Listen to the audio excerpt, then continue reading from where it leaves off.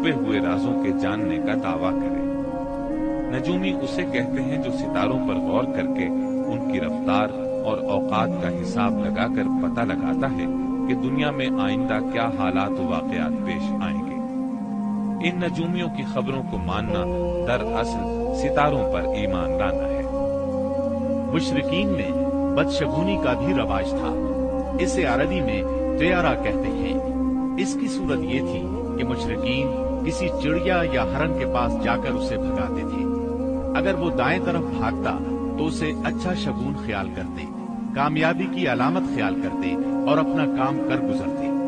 اگر وہ بائیں طرف بھاگتا تو اسے نحوست کی علامت سمجھ کر اپنے کام سے باز رہتے۔ اسی طرح اگر کوئی چڑیا یا جانور راستہ کاٹ دیتا تو اس کو منحوس خیال کرتے۔ اسی سے ملتی جلتی ایک حرکت یہ تھی کہ مشرکین خرگوش کے ٹخنے کی ہڈی لٹکاتے تھے اور بعض دنوں، بعض مہینوں، جانوروں، گھروں اور عورتوں کو منحوس سمجھتے تھے۔ آج کے دور میں بھی ایسی باتیں سننے میں آتی ہیں، کالی بلی راستہ کاٹ گئی، اللہ خیر کرے وغیرہ۔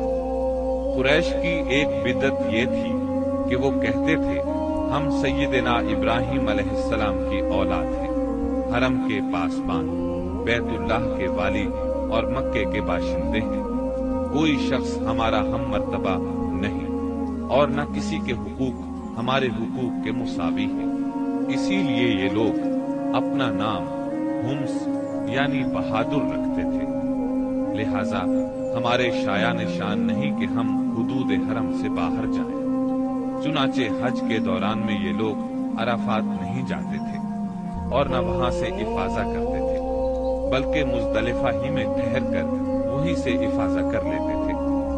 اللہ تعالیٰ نے اس بدعت کی اصلاح کرتے ہوئے سورہ بقرہ کی آیت 199 میں فرمایا، ثم افیضوا من حیث افاض الناس، یعنی تم لوگ بھی وہیں سے افاضہ کرو جہاں سے سارے لوگ افاضہ کرتے ہیں۔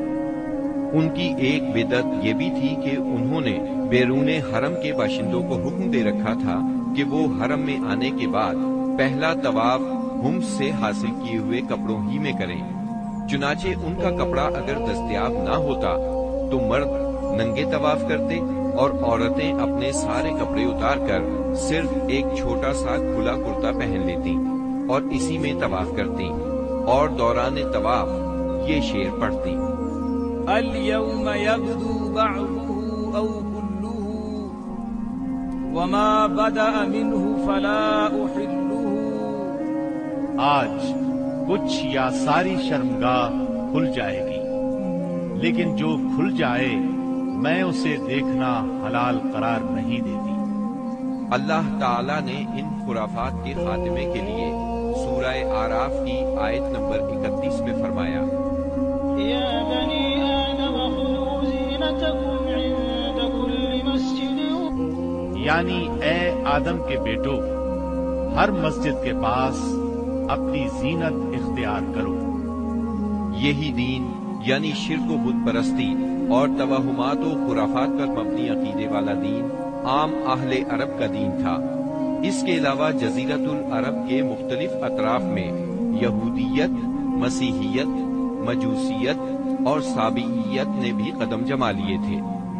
جزیرۃ العرب میں یہود کا دور اس وقت سے شروع ہوتا ہے جب فلسطین میں بابل اور آشور کی حکومت کی فتوحات کی وجہ سے یہودیوں کو اپنا وطن چھوڑنا پڑا۔ اس حکومت کی سخت گیری اور بخت نصر کے ہاتھوں یہودی بستیوں کی تباہی اور ویرانی، ان کے ہیکل کی بربادی اور ان کی اکثریت کی ملک بابل سے جلا وطنی کا نتیجہ یہ ہوا کہ یہود کی ایک جماعت فلسطین چھوڑ کر حجاز کے شمالی اطراف میں آ بسی اور یثرب، خیبر اور تیماء میں آباد ہو کر یہاں اپنی باقاعدہ بستیاں بسا لی، قلعے تعمیر کر لیے اور گڑھیاں بنا لی۔ وطن چھوڑ کر آنے والے ان یہود کے ذریعے عرب باشندوں میں کسی قدر یہودی مذہب کا بھی رواج ہوا اور اسلام کے ظہور سے پہلے اس کو بھی ایک اچھی بھلی حیثیت حاصل ہو گئی۔ اسلام کے ظہور کے وقت مشہور یہودی قبائل یہ تھے: خیبر، نذیر، مستلق، قریظہ، اور قینقاع۔ جہاں تک عیسائی مذہب کا تعلق ہے، بلاد عرب میں اس کی آمد حبشی اور رومی قبضہ گیروں اور فاتحین کے ذریعے ہوئی۔ یمن پر حبشیوں کا قبضہ پہلی بار 340 عیسوی میں ہوا اور 378 عیسوی تک برقرار رہا۔ اس دوران یمن میں مسیحی مشن کام کرتا رہا۔ قریباً اسی زمانے میں ایک متقی اور پرہیزگار شخص فیمیون نجران پہنچا اور وہاں کے باشندوں میں عیسائی مذہب کی تبلیغ کی۔ نجران کے لوگوں کو اس کے دین میں کچھ ایسی سچی علامات نظر آئیں کہ وہ عیسائی ہو گئے۔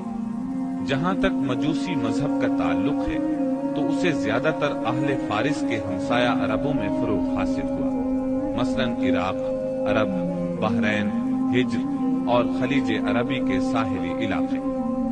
ان کے علاوہ یمن پر فارسی قبضے کے دوران میں وہاں بھی اکا دکا افراد نے مجوسیت قبول کی۔ باقی رہا سابی مذہب، تو عراق کے آثار قدیمہ کی کھدائی کے دوران جو کتبات برآمد ہوئے ان سے پتہ چلتا ہے کہ یہ ابراہیم علیہ السلام کی کلدانی قوم کا مذہب تھا۔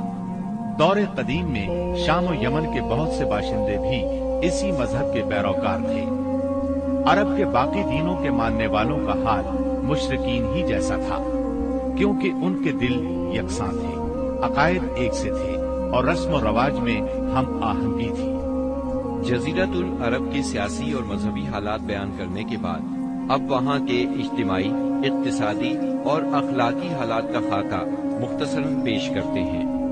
عرب آبادی مختلف طبقات میں بٹی ہوئی تھی۔ ہر طبقے کے حالات ایک دوسرے سے بہت زیادہ مختلف تھے۔ چنانچہ معزز طبقے میں مرد اور عورت کا تعلق خاصا ترقی یافتہ تھا۔ عورت کو بہت کچھ خود مختاری حاصل تھی، اس کی بات مانی جاتی تھی، اس کا اس قدر احترام اور حفاظت کی جاتی کہ اس کی خاطر تلواریں سونپ لی جاتی تھی، خون ریزی ہو جاتی تھی۔ آدمی جب اپنی شجاعت اور بہادری پر بات کرنا چاہتا، اپنی تعریف کرنا چاہتا تو عموماً عورت ہی کو مخاطب کرتا۔ شجاعت اور سخاوت کی صفات کو ان کے درمیان بہت بڑا مقام حاصل تھا۔ اکثر اوقات ان میں صلح کے لیے عورت ہی بڑا کردار ادا کرتی تھی۔ وہ چاہتی تو قبائل کو صلح کے لیے جمع کر لیتی تھی اور چاہتی تو ان کے درمیان جنگ کی آگ بھڑکا دیتی۔ لیکن ان تمام باتوں کے باوجود خاندان کا سربراہ مرد ہی کو مانا جاتا تھا اور اس کی بات فیصلہ کن ہوتی تھی۔ اس طبقے میں مرد اور عورت کا تعلق عقد نکاح کے ذریعے ہوتا تھا۔ یہ نکاح عورت کے ولیوں کی نگرانی میں انجام پاتا تھا۔ عورت کو ان کی ولایت کے بغیر نکاح کا حق نہیں تھا۔ ایک طرف طبقہ اشراف یعنی معزز لوگوں کا یہ حال تھا، تو دوسری طرف دوسرے طبقات میں مرد عورت کے اختلاط کی اور بھی کئی صورتیں تھیں، جنہیں بدکاری، بے حیائی، فحاشی اور زناکاری کے سوا کوئی اور نام نہیں دیا جا سکتا۔ زمانہ جاہلیت میں کسی حد کے بغیر متعدد بیویاں رکھنا ایک عام بات تھی۔ لوگ دو سگی بہنوں کو بھی بیک وقت اپنے نگاہ میں رکھ لیتے تھے۔ باپ کے بیوی کو طلاق دینے کے بعد یا اس کے فوت ہونے پر بیٹا اپنی سوتیلی ماں سے بھی نکاح کر لیتا تھا۔ طلاق کا اختیار مرد کو حاصل تھا اور اس کی کوئی حد مقرر نہیں تھی۔ زناکاری تمام طبقات میں عروج پر تھی، کوئی طبقہ یا انسانوں کی کوئی قسم اس سے مستثنا نہ تھی۔ البتہ کچھ مرد اور کچھ عورتیں ایسے ضرور تھے جنہیں اپنی بڑائی کا احساس اس برائی کی کیچڑ میں لت پت ہونے سے باز رکھتا تھا۔ پھر آزاد عورتوں کا حال لونڈیوں کی نسبت اچھا تھا۔ اصل مصیبت لونڈیاں ہی تھی۔ ایسا لگتا ہے جیسے ان جاہلوں کی اکثریت اس برائی کی طرف منسوب ہونے میں کوئی آر بھی محسوس نہیں کرتی تھی۔ جاہلیت میں باپ بیٹے کا تعلق بھی مختلف نوعیت کا تھا۔ کچھ تو ایسے تھے جو کہتے تھے انما اولادنا بیننا اکبادنا تمشی علی الارض، یعنی ہماری اولاد ہمارے کلیجے ہیں جو روئے زمین پر چلتے پھرتے ہیں۔ جبکہ دوسری طرف کچھ لوگ ایسے بھی تھے جو لڑکیوں کو رسوائی اور خرچ کے خوف سے زندہ دفن کر دیتے تھے۔